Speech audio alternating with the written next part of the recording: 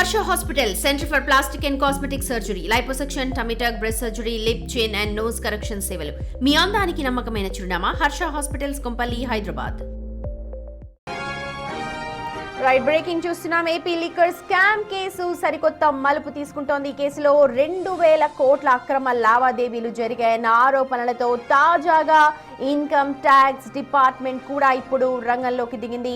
అక్రమ సంపాదనపై ఎగవేసిన tax వివరాలపై focus పెట్టారు అధికారులు. నిందితులకు నోటీసులు జారీ చేశారు. ఈ స్కామ్ ద్వారా నెలకు 50 నుంచి 60 కోట్ల రూపాయల మేర అక్రమంగా సంపాదించినట్టు ఐటీ శాఖ అనుమానం వ్యక్తం చేస్తోంది. అలాగే అక్రమ సంపాదనని ఇండియా నుంచి హవాలా మార్గంలో దుబాయ్కి తరలించినట్టుగా భావిస్తూ ఉన్నారు అధికారులు.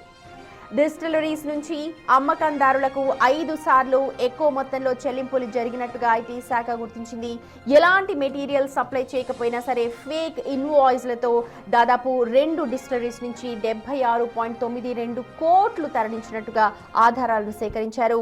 డిజిటల్ ట్రయల్ను తప్పించుకోవడానికి మొత్తంగా బ్లాక్ మనీ రూపంలో ఈ లావాదేవీలు జరిగినట్టుగా గుర్తించారు. మా ప్రతినిధి శివ జాయిన్ అవుతున్నారు అప్డేట్స్ అందించడానికి. శివ, సంచలనం సృష్టించిన ఏపీ లిక్కర్ స్కామ్ లో ఇప్పుడు ఐటీ దాడులు, ఐటీ వాళ్ళు నోటీసులు పంపడం కూడా పైన సంచలనం రేపుతోంది. ఒకసారి వివరాలు చెప్పండి. చూసుకుంటే ఆంధ్రప్రదేశ్లో జరిగిన దాదాపుగా 3600 కోట్ల రూపాయల మద్యం కుంభకోణానికి సంబంధించి మొన్నటి వరకు సిట్టు, నిన్న ఈడీ, ఈరోజు ఐటీ రంగప్రవేశం చేసింది. దీంట్లో దాదాపుగా నకిలీ ఇన్వాయిస్ల ద్వారా 76 కోట్ల రూపాయలకు సంబంధించి నకిలీ ఇన్వాయిస్ సృష్టించి నగదుని డైవర్ట్ చేసినట్టు తెలుస్తూ ఉంది. దాదాపుగా 2000 కోట్ల రూపాయలకు సంబంధించిన నిధులకు సంబంధించి ఏదైతే మద్యం అమ్మకాలకు సంబంధించిన వచ్చే నిధుల్ని హవాలా ద్వారా దుబాయ్కి తరలించినట్లు కూడా ఐటీ గుర్తించింది. ఫేక్ ఇన్వాయిస్లు, నకిలీ సప్లయర్స్, అలాగే ఒకే కంపెనీకి 2-3 సార్లు డబ్బులు చెల్లించడం, దాన్ని తిరిగి వైట్గా చేసుకొని డబ్బులు వెనక్కి తీసుకునే ప్రయత్నం చేయటం, నగదు, బంగారం, స్థలాలు, సినిమాలో పెట్టుబడులు పెట్టడం లాంటి వ్యవహారాలు చేసినట్లు కూడా ఇప్పటికే ఈడీ గుర్తించింది. ఈడీ దగ్గర నుంచి కొన్ని కీలకమైన ఆధారాలు సేకరించిన ఐటీ శాఖ దాదాపుగా 10 మందికి సంబంధించి కూడా నోటీసులు ఇష్యూ చేసినట్టు తెలుస్తోంది. ఈ ఘటనకు సంబంధించి కూడా ఒక్కసారిగా సంచలనంగా మారింది. ఎందుకంటే ఇప్పటికే లిక్కర్ కేసుకు సంబంధించి ఈడీ దర్యాప్తు కొనసాగుతూ ఉంది. ఈడీ దర్యాప్తుతో పాటు సిట్టు కూడా దాదాపుగా సంవత్సరం నుంచి విచారణ చేస్తుంది. ఇద్దరు విచారణకే నిందితులు గుండెల్లో రైళ్లు పడుతున్నాయి. ఒకరైతే 8 నెలలు, మరొకరు సంవత్సరం కూడా జైల్లో ఉన్న పరిస్థితి కనిపిస్తుంది. ఇంకొంతమంది ఇంకా జైల్లో ఉన్న పరిస్థితి కనిపిస్తుంది.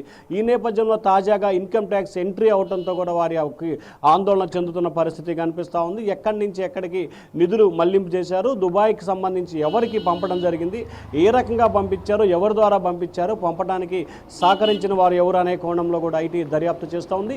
మరొక వైపు హైదరాబాద్ కేంద్రంగా భారీ స్థాయిలో కూడా కేజీల కొద్ది బంగారం కొనుగోలు చేసినట్లు కూడా ఐటీ శాఖ గుర్తించింది. ఎవరి వద్ద కొనుగోలు చేశారు, ఎవరొచ్చి కొనుగోలు చేశారు, ఆ బంగారం ఎక్కడికి వెళ్ళింది, దానికి జీఎస్టీ అలాగే ట్యాక్స్ కట్టారా లేదా అనే కోణంలో మరొక వైపు దర్యాప్తు చేస్తూ ఉంది. అలాగే నకిలీ కంపెనీలు సృష్టించి ఫేక్ ఇన్వాయిస్ల ద్వారా కూడా కోట్ల రూపాయల నగదును అట్నుంచిటు ఇట్నుంచటు మార్పులు చేర్పులు చేసి దాన్ని అంటే బ్లాక్ నుంచి వైట్ చేసే ప్రయత్నాలు చేసినట్లు గుర్తించారు. సో వీటన్నిటికి సంబంధించి కూడా ఐటీ శాఖ దృష్టి కేంద్రీకరించింది. కొంతమంది వ్యక్తులకు నోటీసులు ఇచ్చారు. వారిని మంగళవారాల్లో విచారించే అవకాశం కనిపిస్తోంది. మరొక వైపు ఈ మద్యం కుంభకోణంలో దాదాపుగా 42 మంది నిందితులు ఉన్నారు. వీరిలో దాదాపుగా 15 మంది పైగా అరెస్ట్ అయ్యారు. 8 మంది పైగా కూడా బెయిల్ వచ్చి బయట ఉన్న పరిస్థితి కనిపిస్తుంది. అవసరమైతే వీరి నివాసాల్లో, వీరి కార్యాలయాల్లో కూడా సోదాలు నిర్వహించే అవకాశం కనిపిస్తోంది. ఒకవైపు ఈడీ దర్యాప్తు చేస్తుంది. ఇంకొక వైపు 2-3 రోజుల క్రితం కూడా ప్రధాన నిందితుడు రాజ్ కేశిరెడ్డిని సిట్ అధికారులు పిలిచి విచారణ చేయడం, కొనుగోళ్లకు సంబంధించి, ట్రాన్స్పోర్ట్కు సంబంధించి, అక్రమ వ్యవహారాలకు సంబంధించి ఇట్లా ఒకదాని మించి ఒకటి కొనసాగుతున్న పరిస్థితి కనిపిస్తోంది. తాజాగా కేంద్ర దర్యాప్తు సంస్థ ఈడీ, ఆ తర్వాత కేంద్ర ప్రభుత్వ సంస్థ ఐటీ రంగంలో దిగడంతో కూడా ప్రస్తుతం ఈ కేసు సంబంధించి ఆంధ్రప్రదేశ్లో హాట్ టాపిక్గా మారింది. Sumathi. Right Shiva, thank you. మొత్తానికి ఏపీ లిక్కర్ స్కామ్లో ఇప్పుడు కొత్త మలుపు తీసుకుంది ఐటీ శాఖ. ఇప్పుడు ఇందులోకి ఎంట్రీ ఇచ్చింది. ఇందులో దాదాపుగా 50 నుంచి 60 కోట్ల రూపాయలు మెటీరియల్ సప్లై చేయకుండా ఫేక్ ఇన్వాయిస్లతో లావాదేవీలు జరిపినట్టుగా గుర్తించడంతో ఇప్పుడు వాళ్లకు నోటీసులు అందజేశారు. రేపు మంగళవారాలు దీనిపైన పూర్తి క్లారిటీ వచ్చే